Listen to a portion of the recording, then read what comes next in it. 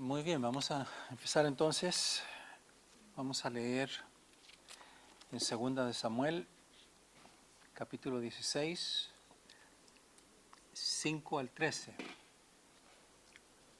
Pueden buscar en su Biblia, pero está ahí en su hoja también, el texto.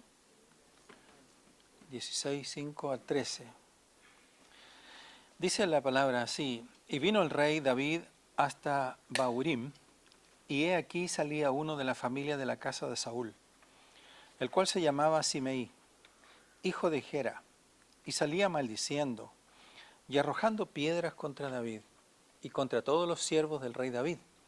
Y todo el pueblo y todos los hombres valientes estaban a su derecha y a su izquierda. Y decía Simeí maldiciéndole: Fuera, fuera, hombre sanguinario y perverso. Jehová te ha dado el pago de toda la sangre de la casa de Saúl, en lugar del cual tú has reinado, y Jehová ha entregado el reino en mano de tu hijo Absalón. Y hete aquí sorprendido en tu maldad, porque eres hombre sanguinario. Entonces Abisai, hijo de Sarbia, dijo al rey: ¿Por qué maldice este perro muerto a mi señor el rey? Te ruego que me dejes pasar y le quitaré la cabeza. Y el rey respondió: ¿Qué tengo yo con vosotros, hijos de Sarbia? Si él así maldice, es porque Jehová lo ha dicho que maldiga a David. ¿Quién pues dirá por qué lo haces así? Y dijo David a Abisai y a todos sus siervos: He aquí mi hijo me ha salido de mis entrañas, acecha mi vida. ¿Cuánto más ahora un hijo de Benjamín? Dejadle que maldiga, pues Jehová se lo ha dicho. Quizá mirará Jehová mi aflicción y me dará Jehová bien por sus maldiciones hoy. Y mientras David y los suyos iban por el camino, Simei iba por el lado del monte delante de él, andando y maldiciendo y arrojando piedras delante de él y esparciendo polvo. Oremos. Padre, oramos que en esta noche tú nos hables a través de esta palabra, que sea tu verdad, tu espíritu el que nos indique el camino, nos muestre la verdad, nos muestre el sendero. Ayúdanos, Señor, para comprender y entender cada día mejor la Escritura, lo que tú quieres para nosotros.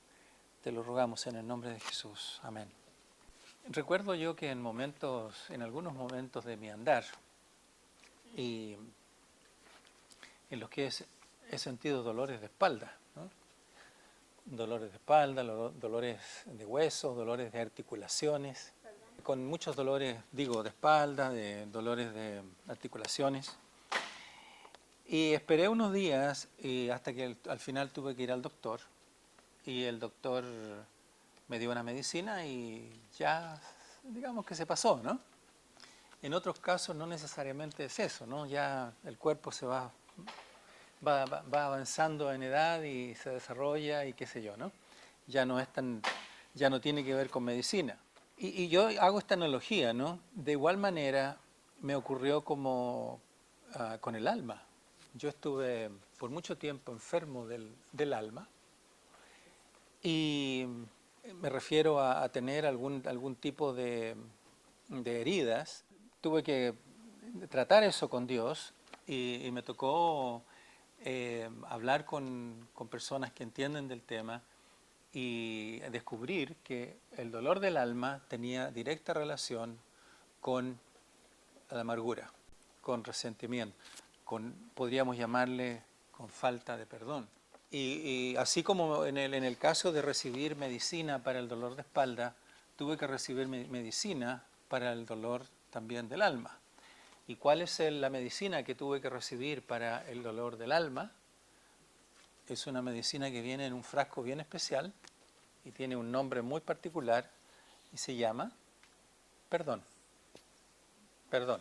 Y creo que cuando nosotros hablamos de este tema relacionado con los muros, con los fundamentos, cuando hablamos de estos muros que hemos levantado, que se han construido en nuestra vida o hemos construido erróneamente, con una plomada falsa, una plomada distorsionada, como lo hemos venido diciendo por semanas, esos muros se han levantado torcidos y que en algún punto han caído porque los muros que construimos falsos que en algún momento caen, ¿no? Es imposible que se sostengan. Y lamentablemente caen hacia nosotros, nos hieren, nos dañan, porque no son la plomada de Dios. Y llega un momento en que necesitamos reconstruir nuestra vida, y yo creo que muchos de nosotros hemos pasado esa experiencia. Personalmente yo tuve que pasar por un proceso de reconstrucción en la que tuve que admitir muchas cosas en mi vida, y llegó un momento en que el Señor tuvo que tratar profundamente esas heridas del tema que estamos tratando, y empezar de cero, ¿no? Y bueno, el primer fundamento o el fundamento principal que hemos tenido que colocar, o estamos tratando de colocar para que usted vaya comprendiendo figurativamente el aspecto espiritual. Primero viene un fundamento que es la roca, que es Cristo, la piedra angular, y sobre esta roca se van poniendo hierros, lo que hemos ido mostrando con algunas figuras. Y el primer hierro que pusimos fue la iluminación. Necesitamos un nuevo entendimiento, un entendimiento profundo de quién es Dios, de quién es Jesús, para que nuestros ojos puedan abrirse y poder decir, como lo dijo una vez Job: de oídas te había oído, mas ahora mis ojos te ven, Señor. Ahora yo entiendo. Que podamos llegar a ese punto de entendimiento, de comprensión. Después hablamos del arrepentimiento, que sin arrepentimiento no avanzamos a ningún lado. Es como estar remando en círculos, ¿no? Estamos remando en un bote, pero estamos ahí dando vueltas. No avanzamos a ningún lado, mientras no hay una actitud y una confesión en la cual nosotros nos arrepentimos profundamente. Y hoy día vamos a hablar del tercer hierro que se pone en este fundamento, que es Cristo, que se llama perdonar. Y la amargura está muy conectada con la falta de perdón, muy conectada, y tiene que ver con la amargura, con el desarrollo de nuestra vida y con nuestro carácter, y que va destruye la amargura personas, familias, e incluso la amargura puede destruir una iglesia. Hay casos donde en una iglesia se han enfrentado dos grupos y terminan dividiéndose, y cada uno se va por su lado, y es terrible, ¿no? Donde hay familias que están enojadas unas con otras. Y recuerdo una frase que yo vi una vez allá en una pared, en alguna parte en mi país, donde decía: perdón y olvido jamás. Perdón y olvido jamás. ¿Qué significa eso? Que no estoy dispuesto realmente a perdonar lo que me hicieron, el daño que me hicieron. Y lo más triste es que ya han pasado 52 años desde el 1973 en mi país, cuando asumió un general dictador, el general Pinochet, y hasta el día de hoy en mi cultura, en mi país, la gente se pelea, y todavía eso no se ha dado vuelta a la página con ese tema. Perdón y olvido jamás, ¿eh? Entonces, esta frase sin duda que expresa odio y resentimiento y amargura, ¿no es cierto? Ahora, en los comienzos de la raza humana encontramos una situación muy parecida cuando Caín mató a Abel. ¿Se acuerdan? Él en el fondo tenía amargura en su corazón. ¿Por qué Dios le permite que Abel Dios le agrade la ofrenda que trae y no le agrada la mía? ¿Por qué? Y él guardó rabia interna, ¿no? Hasta que llega un momento en que lo asesinó. Entonces, el Señor creo que nos da una advertencia en el Nuevo Testamento, un texto muy conocido en Efesios 4, 31 y 32, donde nos dice: quítense de ustedes toda amargura, enojo, ira, gritos y calumnia, junto con toda maldad. Más bien sean bondadosos y misericordiosos los unos con los otros. ¿Y qué? Perdonándose unos a otros, como Dios también los perdonó a ustedes en Cristo. ¿Qué está diciendo ese versículo ahí en Efesios? ¿Qué está diciéndonos? Que estamos llamados ¿a qué? A perdonar. Ese es nuestro llamado. Él quiere que seamos libres de estas raíces de amargura y resentimiento, que perdonemos. Definamos la amargura rápidamente. La podríamos definir la amargura como la acumulación de la ira no expresada, ira barrida bajo la alfombra. Me enojo, entro en esta actitud, esta emoción de ira profunda, ¿no es cierto? ¿Y qué hago en vez de canalizarla y en vez de trabajar con ella, con Dios?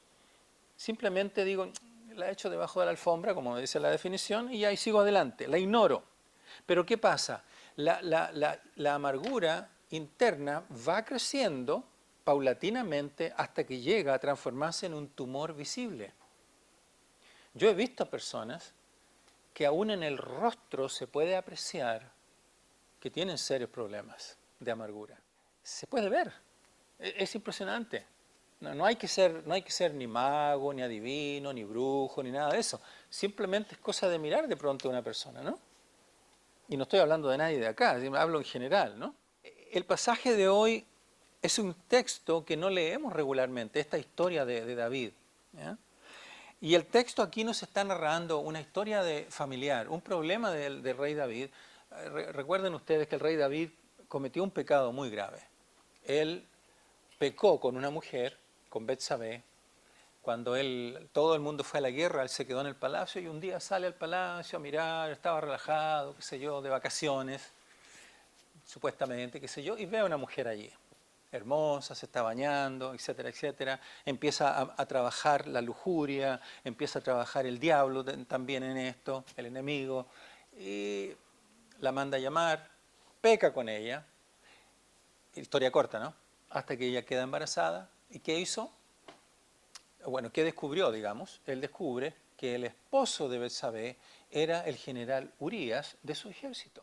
Y ahí se pone nervioso, porque la pancita de Betsabé, ¿verdad? La evidencia estaba ahí. ¿Qué hizo? Mandó a llamar al general Urías y le dice, amigo mío, lo invita a comer, anda a tu casa, disfruta de tu esposa, para cubrir su pecado, ¿no? ¿Y qué hace Urías? Dice, no, ¿cómo yo voy a ir a dormir con mi mujer a mi casa si mis soldados están allá peleando en la guerra? Eran hombres muy leales, ¿no? Hombres de verdad, ¿no? Dice que durmió, la historia dice que durmió a la puerta, durmió afuera en la puerta. Y David, ya desesperado, no sabía qué hacer. Bueno, finalmente lo que hizo simplemente, historia corta nuevamente, en pocas palabras, mandó a que lo pusieran al frente de batalla. ¿Para qué? Para que lo mataran. Y eso fue lo que ocurrió. Entonces él pensó, dijo, problema solucionado. Y este era el rey David, un rey que era conforme al corazón de Dios, de la línea del Mesías, considerado un pariente del Señor Jesús. De él estamos hablando. Bueno, pasa el tiempo y la historia continúa en adelante y ahí comienza a pagar el precio de su pecado, ¿no? Las consecuencias del pecado permanecieron en la familia de David. Permanecieron. Y entre algunas de las cosas que ocurrieron, su hijo Amnón violó a su media hermana Tamar. Luego Absalón, otro de sus hijos, mató a Amnón por haberle hecho daño a su hermana. ¿Se fijan los enredos que se armaron ahí? Después, más adelante, Absalón se rebeló contra su padre, ¿eh? Y David, para no tener pelea con su hijo, él dice, me voy del palacio, y se fue. Y lo dejó a Absalón en el palacio y él asumió como rey, digamos. Pero Absalón salió detrás de su padre. Y David tuvo que huir para evitar este conflicto con su hijo amado.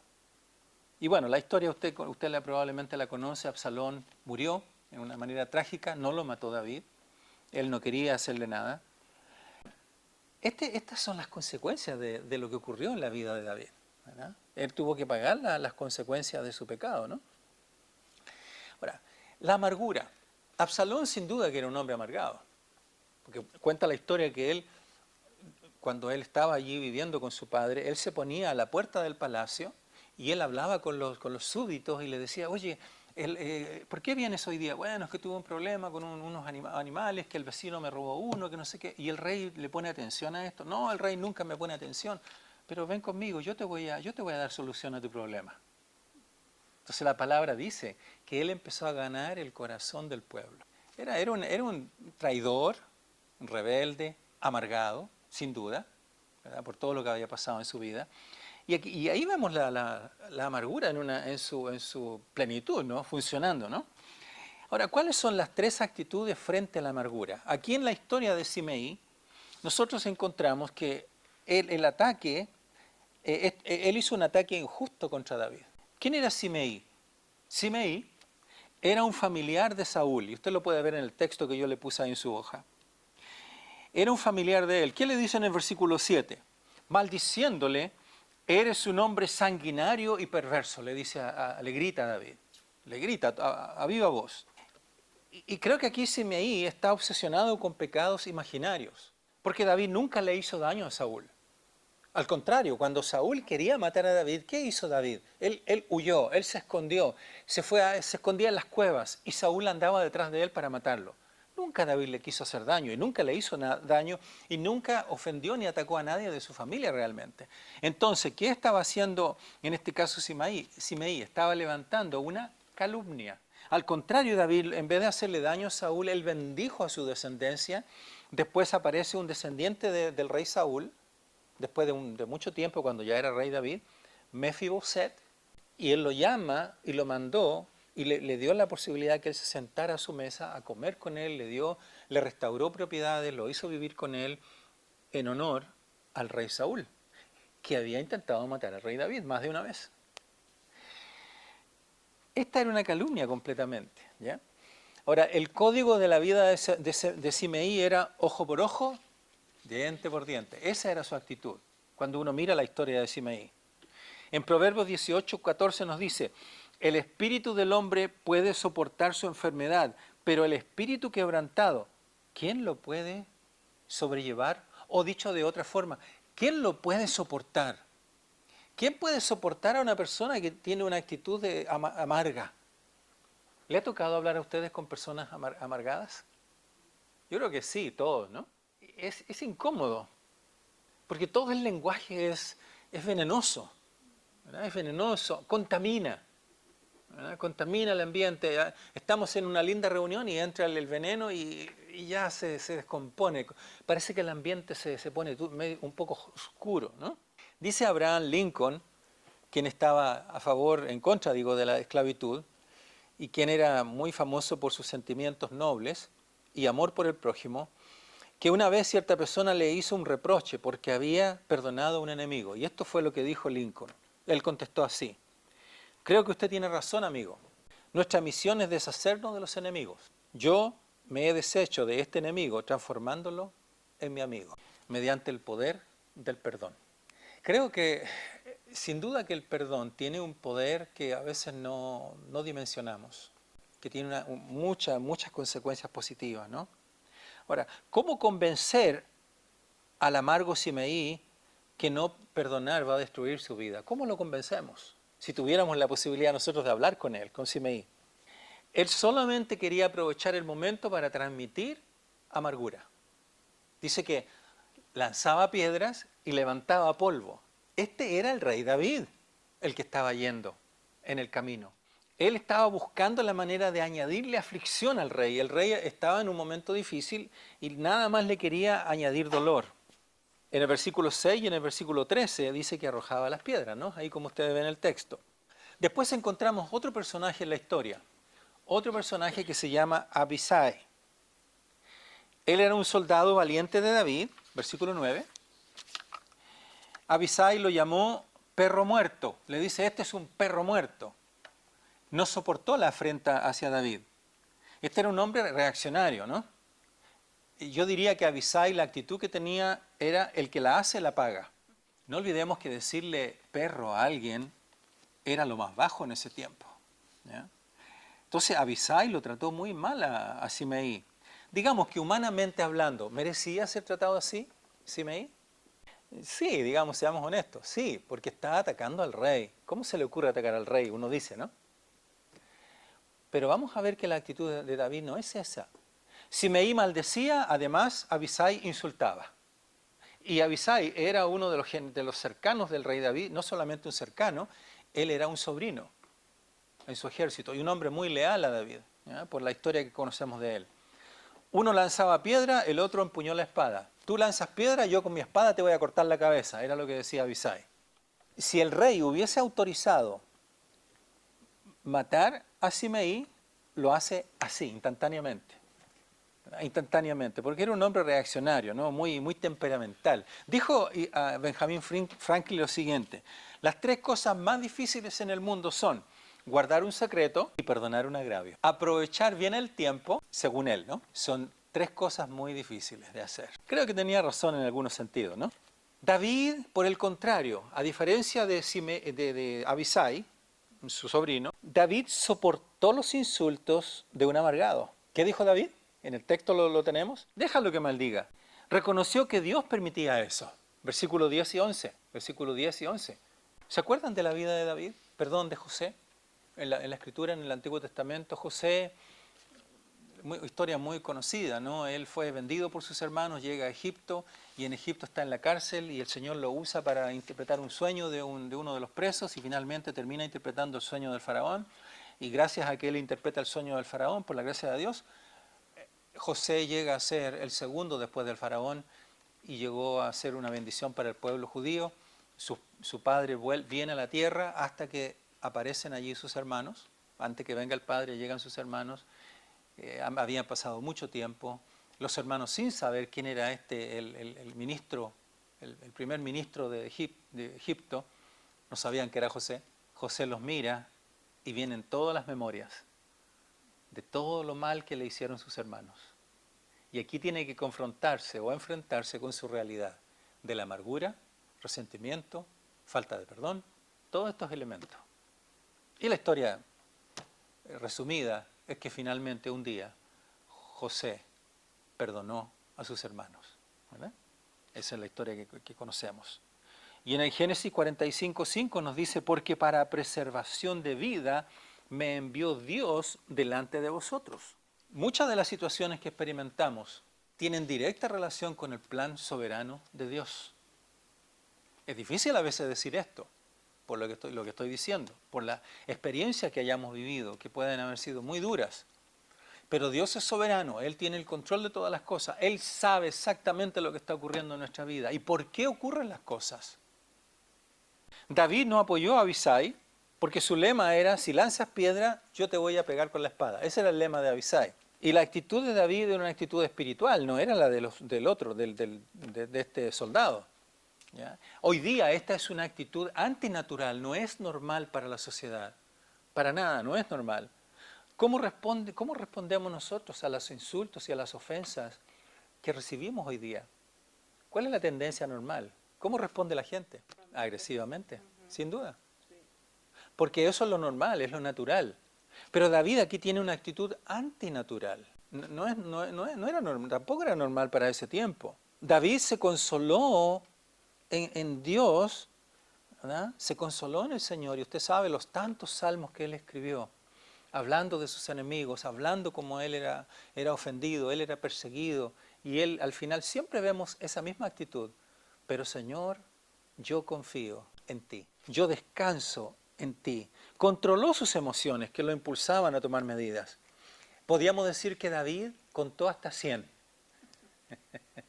Contó hasta 100 antes de reaccionar. David perdonó a Simei.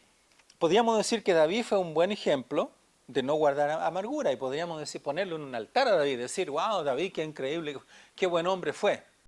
Pero no olvidemos que el Antiguo Testamento siempre está apuntando hacia el Nuevo, hacia Jesucristo, quien es el verdadero modelo de perdonar, el verdadero modelo digno de imitar y digno de seguir es Jesucristo.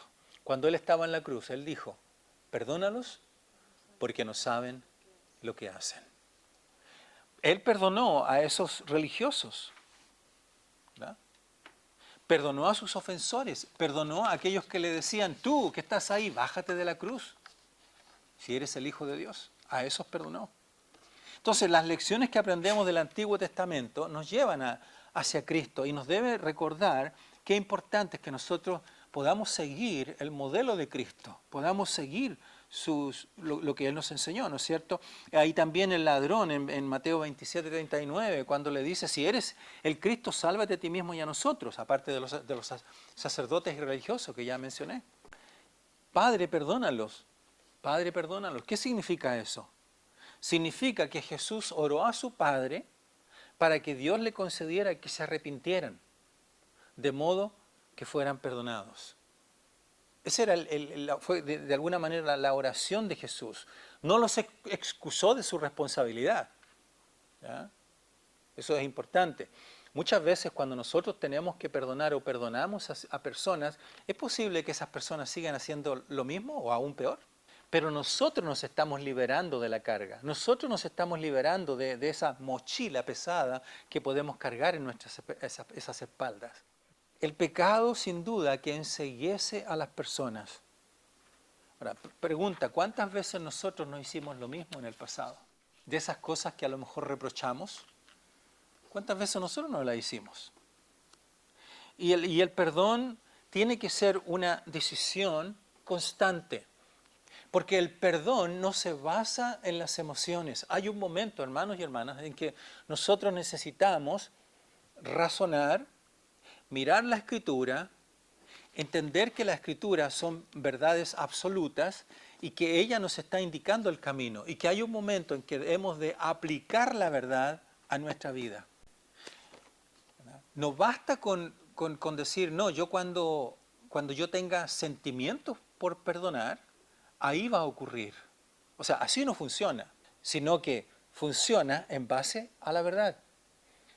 El perdón no se basa en las emociones, el perdón se basa en la verdad.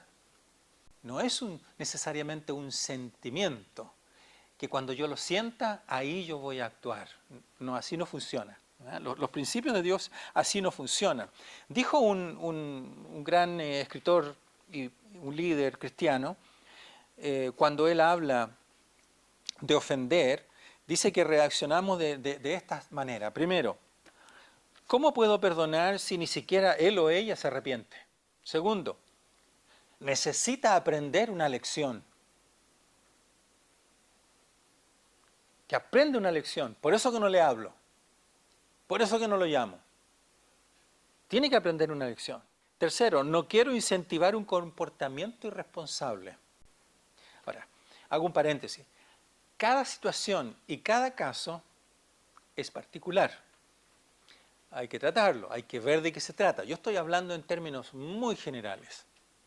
Que el Espíritu Santo aplique a cada uno como Él quiere, ¿no? Lo que Él quiere.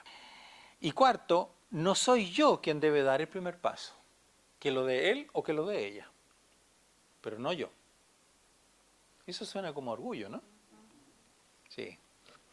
Entonces, hermanos, si no perdonamos, al final nos vamos a hacer daño a nosotros mismos. Es como tratar de jugar con un cocodrilo. ¿Ha intentado jugar con un cocodrilo? No, ¿verdad? ¿Y por qué no? Porque el cocodrilo, voy a terminar en la panza del cocodrilo seguramente, ¿no? ¿Ah? Voy a hacer el almuerzo del cocodrilo. La amargura es como jugar con un cocodrilo. Poco a poco me va a ir comiendo. Me va a ir comiendo por dentro. Hebreos 12:2 nos dice, puesto los ojos en Jesús, el autor y consumador de la fe. Autor y consumador de la fe. Y también en Romanos 12:19 nos dice, mía es la venganza, dice el Señor. No nos pertenece a nosotros la venganza. Entonces, cuando nos tiren piedras, como Simeí tirándole a David, o levantando piedras, no dejemos de mirar a Cristo. No hay que echarle más leña al fuego, o tratar de apagar el fuego con gasolina. Imagínense apagar el fuego con gasolina. A veces es necesario callar, entregar la situación al Señor y dejar que Él opere y Él actúe cuando tenga que actuar, ¿no? Entonces, ahora, ¿por qué? Por lo menos déjeme darle 2 razones de por qué es tan difícil cortar la amargura en nuestra vida. La primera razón, podríamos decir, es que yo siento que soy la víctima. Siento que soy la víctima. El ofendido considera que la ofensa es culpa de la otra persona. Él me ofendió, él me dañó, él me dijo eso, él me hizo esto. Y él o ella razona y dice, debe venir a pedir disculpas. Pero pasa 1 año, pasan 2 años. Hay situaciones donde un padre y un hijo se distancian por 10 años, 15 años. Y prácticamente en el lecho de muerte aparece un hijo a ver a su padre y los dos lloran amargamente. Pasaron 15 años. Fueron 15 cumpleaños del hijo, 15 cumpleaños del padre. Fueron 15 navidades juntos que perdieron. 15 aniversarios de algo. 15 memorias de algo que había que celebrar o que se celebraba cuando todo era normal. ¿Cuántas visitas se perdieron, comidas juntos en la casa del hijo o del padre? 15 años. El cristiano, sin duda que se siente culpable cuando peca, ¿no es verdad? Un cristiano debe sentirse culpable. Y yo pregunto, ¿y por qué a veces nosotros como cristianos no sentimos esa carga de culpabilidad por estar amargados, por tener amargura? Parece que en alguna medida la conciencia está un poco adormecida, ¿no? En Hebreos 12:15 nos dice, cuidado que puede brotar alguna raíz de amargura y que muchos pueden ser contaminados. Entonces, de alguna manera, este pecado de amargura es que, de alguna manera, quizás es fácil justificarlo. Hay justificación. ¿Por qué? Porque me siento que soy la víctima. No, es que me ofendió, es que me hizo esto, me hizo lo otro, ¿no? Esa es una razón de por qué es tan difícil tratar con este tema y reconocer que está mal. El segundo es que se siente con el derecho de estar amargado, la persona. Siente, yo tengo el derecho de sentirme así. ¿Por qué? A lo mejor los amigos, la persona le habla a una amistad y el amigo le dice, oye, pero no, está bien, sigue así. ¿Cómo se te ocurre? ¿Cómo se le ocurre a esta persona lo que te hizo? ¿Qué se ha creído? No, castígalo. No le dice con esas palabras, pero en el fondo eso es, castígalo. Entonces eso de alguna manera nos da más ánimo y justificación para seguir en la actitud que tenemos, ¿no? Porque encontramos apoyo de los amigos, o supuestos amigos, en algunos casos. Hay una historia que es muy... Ustedes a lo mejor me la han escuchado anteriormente, pero es una historia que marcó mucho mi vida de años. Hubo una mujer allá holandesa en la Segunda Guerra Mundial. Ella se llamaba Corrie ten Boom. Corrie ten Boom, así se llamaba. ¿Y qué pasó? Durante la persecución de los alemanes contra los judíos, ella y su familia escondían judíos en su casa. Los escondían entre las paredes, en los sótanos, en qué sé yo, incluso en la casa. Hay una película muy bonita sobre esta historia. En su casa hasta crearon cuartos secretos para meter judíos allí, ¿no? Entonces cuando llegaban los alemanes, entraban a la casa y no encontraban nada. Porque habían rumores de que ahí entraban judíos, ¿no? Hasta que un día los pillaron. Los pillaron. Así que, ¿qué hicieron? Los llevaron a toda la familia a los campos de concentración. Estando en el campo de concentración, ustedes ya han visto historias, películas, qué sé yo, los maltrataron a toda su familia fueron muriendo, papá, mamá, etc. Y un día ella vio como uno de los alemanes golpeaba a su hermana, que era bastante frágil, más frágil que ella. La llevaron a la enfermería y ella la vio morir allí. Murió. Y vio a este alemán cómo la golpeó con un fusil, ¿no? Y todo eso. Pasan los años, vienen los aliados, liberan a los judíos que todavía quedaban vivos, entre esos quedó Corrie ten Boom, viva, vuelve a su patria, etc. Y empieza a reconstruir su vida de nuevo. Ella es cristiana, era cristiana, y tomó la decisión de recorrer el país, su país, y de recorrer otros lugares en Europa, hablando del perdón. Porque el Señor le habló muy fuerte de lo importante que era perdonar. Y ella tuvo que perdonar a los alemanes. Es decir, yo perdono a los alemanes, perdono al hombre que golpeó a mi hermana, a los que mataron a mi familia, perdón, así. Llegó a ese punto. Tuvo que enfrentarse con esa realidad. Bueno, un día estaba enseñando en una iglesia, termina la predicación o la enseñanza, baja del púlpito, ¿no? Y típico que después me pasa a mí como pastor, yo termino mi predicación y hermanos vienen, me hacen preguntas, tienen dudas, quieren que ore por ellos, etc. Se acerca un hombre y este hombre la mira y le dice, Corrie ten Boom, Corrie, te agradezco mucho por la predicación, Y qué hermoso es experimentar el perdón en el corazón, ¿verdad? No, sin duda, le dice ella, ¿no? Claro que sí. Puedo sentir la libertad en mi vida, en mi corazón, ¿no? Y extiende la mano y le dice así: Corey, en el campo de concentración, yo fui el que golpeó a tu hermana. Y yo sé que por causa de esos golpes ella fue a la enfermería y murió. ¿Me puedes perdonar? Con la mano extendida. En su libro ella narra esto y dice que en ese momento fue una cosa de fracción de segundo, como una película que corrió por su mente, así pero rápido, ¿no? Esas cosas que a veces nosotros tenemos que pensamos muy rápido, ¿no? En cosas de segundos, pensando, a este tipo le voy a dar con todo. O, Señor, y en un momento ella dice, Señor, internamente, ayúdame a perdonar a este hombre, porque yo no puedo. Y dice que cuando ella oró internamente, Señor, ayúdame a perdonar a este hombre, ella no supo cómo, su mano se levantó y extendió la de él. Lo miró a los ojos y le dijo, te perdono. Ahora, todo muy así prácticamente mecánico, ¿no? Como por obediencia, porque le puedo asegurar, ella creo que lo dice, ella no sintió mucha emoción.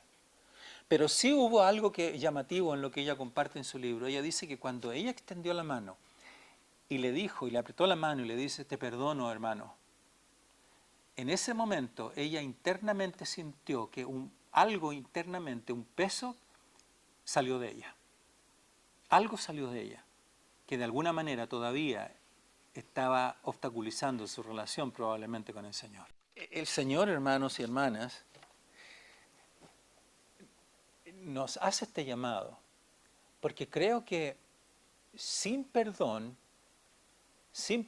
es imposible avanzar en la vida cristiana. Es imposible. Es imposible crecer en la vida cristiana sin realmente despojarse de estos pertrechos, de esta carga, de estos materiales de guerra pesados que estamos arrastrando en nuestras espaldas. Siempre recuerdo la película La Misión, allá supuestamente en Paraguay, en la frontera con Brasil, donde estaban los jesuitas. Y había un soldado español que era un traficante de esclavos, de indios, de aquella época, ¿no? Y llega un momento en que este hombre tiene un encuentro con Dios y él se siente tan pecador, ¿no? Tan pecador. Y él lo que hace es que él toma su armadura de español, que antiguamente eran armaduras de hierro, ¿no? Muy pesadas. La pone como en un saco y pone otras cosas allí, que su espada y la montura de su caballo, todas esas cosas pesadas. Y las amarra con unas cuerdas y se las pone aquí al hombro y empieza a caminar y a tratar de subir por una especie de montaña yendo hacia donde estaban los jesuitas, arriba. Y se ve como él va subiendo y va con una desesperación. ¿Qué estaba haciendo? Él lo que estaba haciendo era básicamente diciendo, estoy queriendo pagar por mis pecados que cometí, por haber asesinado indígenas, por haber abusado de los indígenas, por haber comerciado con los indígenas. Y cuando él llega arriba, alguien de los jesuitas toma una espada y le corta este peso. Lo corta. Y se ve como cae por la montaña hacia abajo todo eso. Y esa es una imagen como diciendo, ahora eres libre. ¿Verdad? Ahora, usted y yo sabemos que no necesitamos hacer obras o sacrificios humanos para encontrar el perdón de Dios. Pero esto, digamos, eso simbólicamente hablando, ¿verdad? Ese peso, esa carga que alguna vez hemos llevado o que a lo mejor usted está llevando ahora o que estamos llevando en este presente, Jesucristo la cortó ahí en la cruz del Calvario. Él tomó todos nuestros pecados, toda nuestra amargura, toda nuestra falta de perdón, todo nuestro resentimiento. Él lo toma y Él lo lleva y lo llevó a la cruz del Calvario. Pero necesitamos cortar, necesitamos que se corte, ¿no es cierto?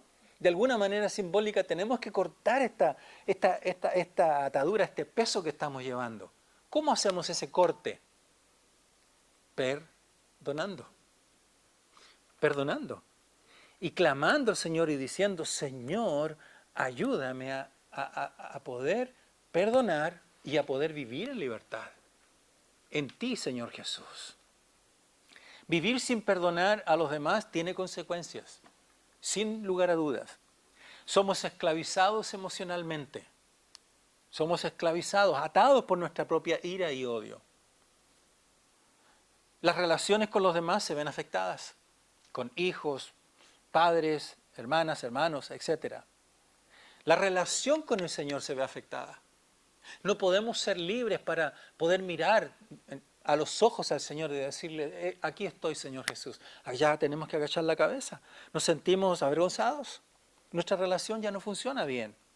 Va a afectar nuestras emociones, va a afectar incluso nuestro físico. Dicen los entendidos que cuando una persona experimenta los problemas físicos emocionales, los problemas emocionales internos, que en este caso es la amargura, la falta de perdón, incluso puede afectar nuestro físico. A eso se le llama los problemas psicosomáticos de la mente, porque emocional y psicológicamente empezamos a ser afectados. Porque tenemos la amargura y la amargura está ahí adentro carcomiéndonos y no nos deja ser libres. Y el Señor nos ha llamado a libertad, a vivir en libertad. Dice la palabra en Juan 8 nos dice que conocerán la verdad y la verdad nos hará libres. Y la libertad que el Señor Jesús nos quiere dar es a través del perdón, que perdonemos. Ese es el llamado que el Señor nos hace y ese es uno de los pilares fundamentales, además del arrepentimiento, además de encontrar en Dios un entendimiento nuevo de su palabra, de su verdad. La falta de perdón, el perdonar, es un pilar fundamental en nuestro crecimiento de este fundamento nuevo que el Señor quiere construir y poner en nuestra vida. Amén. Que el Señor nos ayude. Oremos. Padre, en esta noche te damos gracias por tu verdad, gracias nuevamente por traernos a la memoria este fundamento, este principio tan importante que es el perdonar. Señor, abre nuestro entendimiento, abre nuestro corazón para que podamos ver y descubrir si hay algo en nuestra vida en lo cual no hemos perdonado. Algo en nuestra vida que, Señor, está pendiente, alguna persona en nuestro andar, algún familiar cercano, alguna persona con la que hayamos tenido algún conflicto. Danos la capacidad y la valentía, el coraje para poder enfrentar esto y poder encontrar libertad y paz en nuestro corazón, para que podamos ser libres en ti. Como tu palabra nos dice, conoceremos la verdad y la verdad nos hará libres. Señor, trae libertad a nuestros corazones. Te lo rogamos en el nombre de Jesús. Amén.